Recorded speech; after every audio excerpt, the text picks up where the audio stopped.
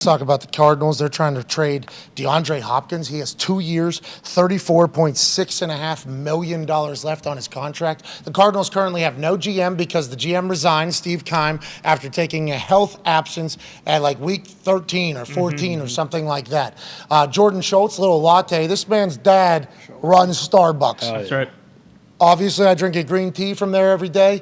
This Jordan Schultz guy I think actually could get away with it just sitting on a $10,000 couch in a penthouse in New York, staring at some 95-inch television, living a life of luxury. Could do that every single day. Oh, yeah. He could hide from his dad, who has obviously a great work ethic, in different penthouses around the country. We only know that because every time he's FaceTimed us, he's in a different postcard. That's right.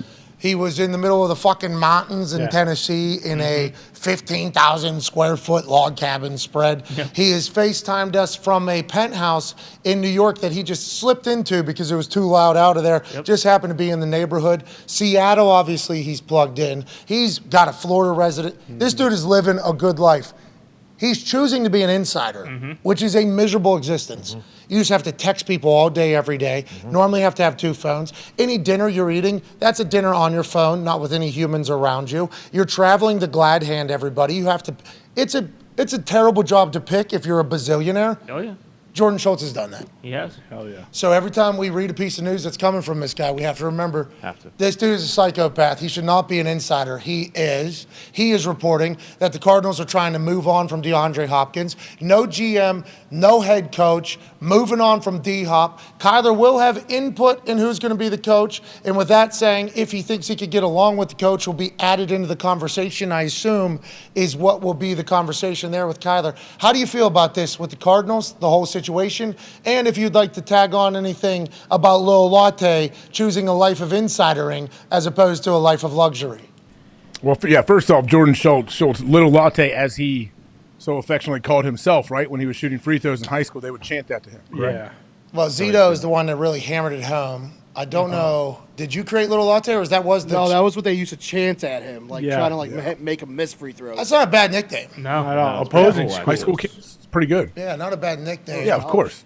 He made those free throws, though. Oh, yeah, for sure. Fundamentals, elbow in. 97 career free throw. Then he thrust his hips at the student section after that. Every time he said Hey, big latte here. College hooper, right? There's some whipped cream for you. He hooped in college, right? Yeah, he did. Kentucky.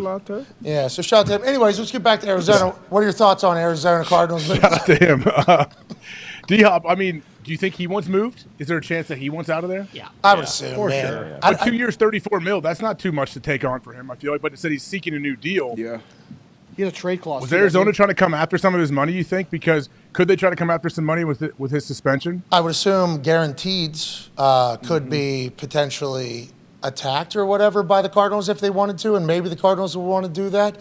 But this is DeAndre Hopkins not knowing what he was signing up for, right? That's what this is. Yep. And maybe the Cardinals aren't going to want to pay him, but with the new wide receiver market, D-Hop certainly deserves whatever the hell he's going to make, $234 or whatever the renegotiated price is. He's a game changer. He's a game wrecker. The Cardinals' offense is vastly different when he's on the field, when he's not on the field. It appeared as if he wasn't getting along maybe with the quarterback as well and just over the situation. What do you think, D-Hop? I mean, it was a lot of cameras, a lot of coverage. I'm sure those receiver-quarterback conversations probably happen a lot on the sideline. You see it happen with Diggs, here and there. Oh, yeah. But when Hop went to the Cardinals, I want to say he was the highest-paid receiver at the time, and now was at 2 for 34.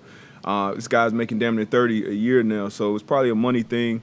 But if you're a head coach, and even with all this shit with Kyler that has happened, he's still the best quarterback available on these teams that have a head coaching vacancy. And him having input, I don't know how I feel about that. But without D-Hop, you still like it? I mean, just talent-wise, obviously he got to figure out the shit between the ears, which is huge at the quarterback position especially, but talent-wise, it is so much. You're talking about if the coach is only picking from the quarterback situation, Kyler Murray is by far the best situation that is currently available, more than Russell Wilson? Yeah, in my opinion, yeah. D-Hop changed anything? D-Hop definitely changed that. Even when you saw he got put in there in the middle of the season, he was, I think, probably got targeted like 15 times his first game back. So he's still a dog. And obviously this offseason and this beginning of the season was set back with that suspension. But I still think he's at the top of his game. Go ahead, Connor. Yeah, you wonder, too, if them having to re-sign Marquise Brown has something to do with it, because obviously him and Kyler played together at Oklahoma. They just got him. So you wonder maybe they want to extend him, not enough money for both of them. Maybe. Writing on the wall, D-Hop is saying. Yeah, exactly. He's got to want out of there. He wants out of there, I would imagine. He would want to win, you'd assume, right? Yeah. And maybe the Cardinals do. Hey, Bengals made the playoffs after winning 5 to 7, whatever it is. That's right. 5 games. Made the Super Bowl with winning 5 games. So maybe Cardinals are able to turn it around with a brand new culture. I mean, Deion Sanders said just yesterday, how do you want me to flip a culture, but you don't want me to change the people? That's just not. Yeah. I don't know how. That's not. Work. That's a great. You could change the culture, I guess. But you're going to need to bring in new people. Kyler's staying. Seemingly, this is a build around Kyler. Yeah. More power. Contract. They have to. Contract Sure. is set up that they have to do that. So whatever your take is on Kyler, whatever your thoughts are on Kyler, if you're a Cardinals fan or an NFL fan as a whole, that's what the Cardinals are going forward. This team is being built around Kyler Murray, and we'll see if he can have success. Maybe he can because the talent level's there, obviously, AJ, to Darius's point.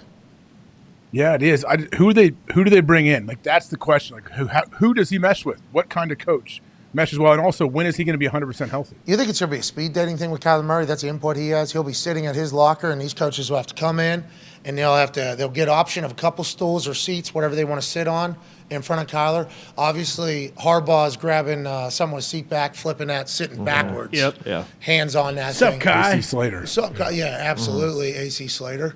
He's a pretty good wrestler back in the day. Oh, Really, Went he to Iowa. beat Nedick, remember? Yeah, he was Great pretty champ. good. Harbaugh's selling him, and then Kyler is giving him a score on compatibility levels, and then he's turning that into Bidwell. Yeah. That Is that- sounds pretty. Does pretty Kyler spot talk to on. him? Or do they just talk at him while he's gaming? That's a good point. Hey, What's your problem? Let's talk How did AQ? He's a professional gamer. What are you talking How do you about? feel about that? about what? About Kyler having, because that's a hell of a full circle going from having to watch 4 hours of film, mandated to watch film he study, danced his way to around. a few months later you got say so in the head coaching search. Yeah, AQ did a nice hedge. You know, he stayed right there on the fence. He said Cliff. He said a couple things about, like, if not Cliff, then who? Yeah. Like, Cliff was the guy who ran the offense that was best for the style of player you are. Cliff gets along with everybody. Cliff is like a cool guy. That was AQ's entire thing. So he didn't really dance much off of that point. He repeated it like 3 times. So I don't think he wanted to dive into any other stuff.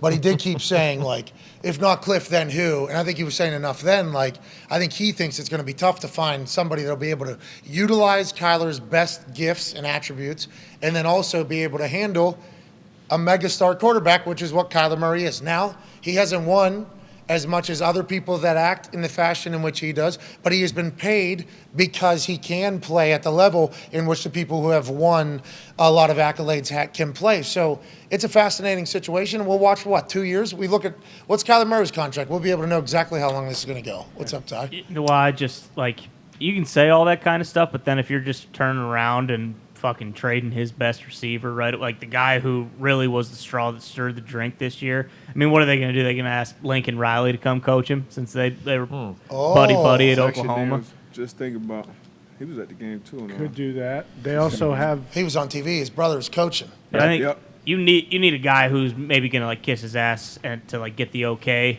to get hired, and then just be like a massive hard ass because I think that's probably what he needs. Kyler's dead cap goes through basically 2026. 2027, it goes down to $7.2 million. They'll eat that by 2027. The salary cap will be $310 million. Yeah. And them Potential having out. that high pick, you would assume with how much success these young receivers are having, maybe, they trade a little further back in the first round from 3, and then they just take a wide receiver for them.